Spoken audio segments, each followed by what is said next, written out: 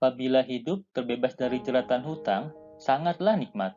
Apalagi hidup bebas dari riba. Tidak pernah terbayangkan bagaimana bahagianya pengusaha Yogyakarta ini, Saptuari Sugiharto. Pernah berjaya bisnisnya, tapi karena riba, bisnisnya menjadi kacau. Dan musibah terus-menerus menghampirinya. Assalamualaikum warahmatullahi wabarakatuh. Halo semuanya, kali ini kita akan mengambil pelajaran dari Saptuari Sugiharto bagaimana cara melunasi hutang sebanyak 2 miliar dan lepas dari riba. Sebelum kita mulai, buat kalian yang mau support channel ini agar terus berkarya, caranya gampang banget. Kalian cukup klik tombol subscribe dan tekan tombol loncengnya. Dukungan kalian sangat membantu supaya kita bisa rutin posting dan bersama-sama belajar di channel ini. Saptuari lahir pada tanggal 8 September 1979 di Yogyakarta. Saptuari adalah seorang pengusaha asal Yogyakarta yang memiliki kedai digital usaha percetakan yang memiliki lebih dari 60 cabang di lebih dari 36 kota. Saptuari adalah alumnus Fakultas Geografi UGM. Hidup Saptuari tidak lepas dari bisnis dan ingin hidup mandiri. Saat dia kuliah di UGM, dia mulai memutar otak. Bagaimana cara agar kuliahnya tidak dibiayai oleh orang tua? Selama kuliah, dia banting tulang, berbisnis kecil-kecilan untuk menopang kehidupan kuliah di Yogyakarta. Mulai dari menjaga koperasi mahasiswa, jualan stiker, bisnis ayam, jualan celana gunung, sampai merchandise cetak ia lakoni demi mendapatkan uang. Bisnisnya yang terakhir, yaitu cetak merchandise, itu cukup matang. Bisnis yang ia geluti sejak 2005 itulah yang ia tekuni selanjutnya. Sampai pada 2009, Saptuari mempunyai cabang usahanya di dekat kampus UGM itu lumayan laris. Cabangnya ini mengontrak sebuah ruko. Sewaktu-waktu, pemilik ruko butuh dana dadakan dan menawari Saptuari untuk membeli ruko yang ia tempati itu seharga 650 juta. Kala itu, Saptuari tidak memiliki duit sebesar itu, dan ia pun tidak tertarik untuk membeli ruko tersebut.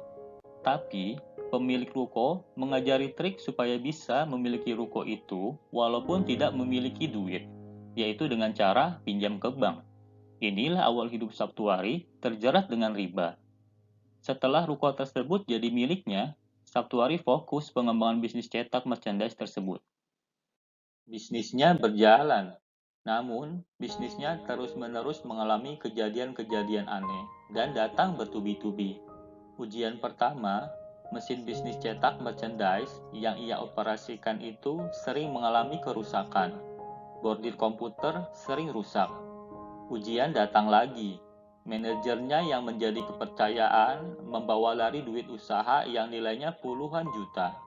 Lalu, ruko tersebut dibobol maling.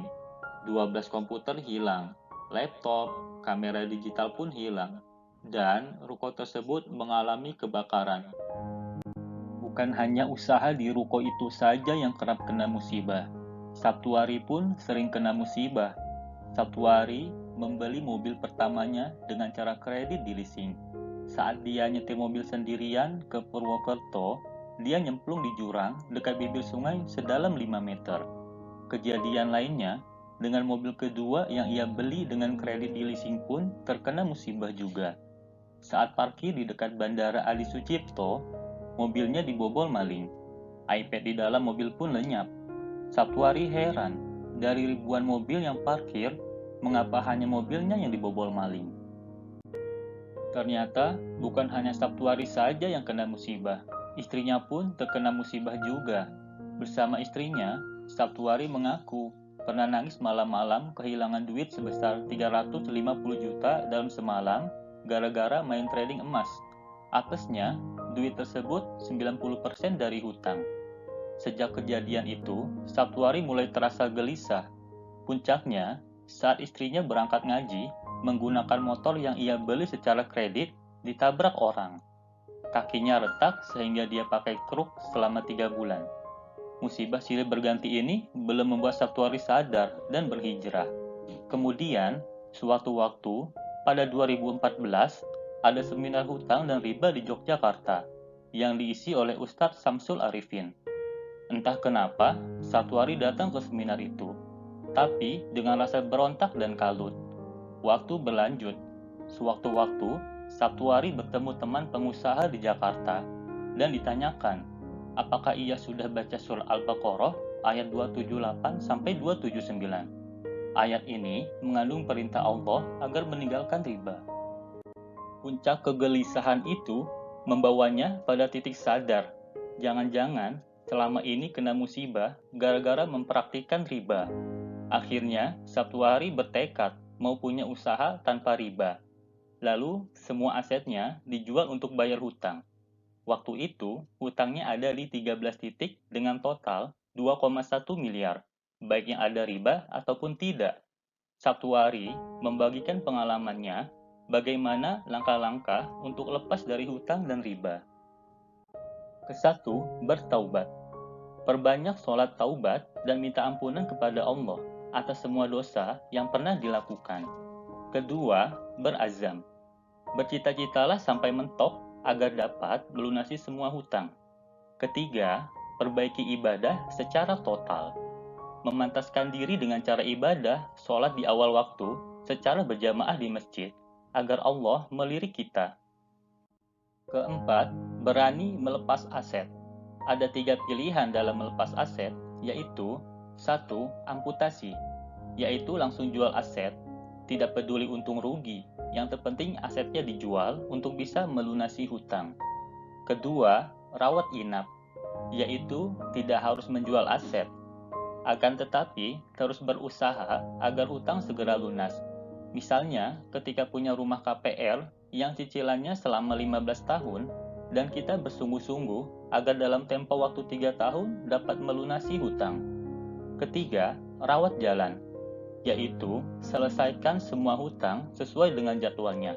Misalnya, jika kita punya cicilan motor tersisa 1 tahun lagi, maka motor tersebut tidak harus dijual.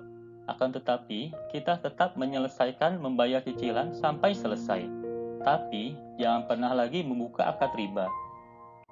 Kelima, menaikkan pendapatan. Misalnya, kita seorang karyawan yang memiliki jam kerja selama 8 jam, maka kita harus mencari sampingan, bekerja di luar jam kerja agar mendapatkan uang yang lebih untuk dapat melunasi hutang. Misalnya, dengan cara menjadi ojek online, jualan online, bantu jual rumah orang agar mendapatkan komisi. Keenam, tunda semua kesenangan. Tidak usah ganti handphone baru, tidak usah beli baju baru, tidak usah mengeluarkan uang apapun jika tidak ada manfaatnya. 7. Banyak berdoa. Memperbanyak doa dan juga minta doa ke orang-orang sekitar kita agar dimudahkan dalam melunasi hutang. Kedelapan, sedekah. Bersedekah baik dalam keadaan lapang maupun sempit. Misalkan kita baru mendapatkan uang 1 juta, kita sedekahkan 100.000 walaupun kita masih memiliki hutang. Karena hutang orang yang bersedekah akan mendatangkan rezeki. Orang yang bersedekah menjauhi dari bala. Orang yang bersedekah dijamin sehat dan selamat. Selamat berjuang ya, agar kita bisa terbebas dari jeratan hutang dan riba. Silahkan komen di kolom komentar pelajaran apa yang kalian dapat setelah tahu informasi ini. Selain itu, jangan lupa klik tombol like dan share ya. Saya doakan supaya kalian semuanya sukses selalu. Saya undur diri dan jangan lupa subscribe channel Bang Bo. Wassalamualaikum warahmatullahi wabarakatuh.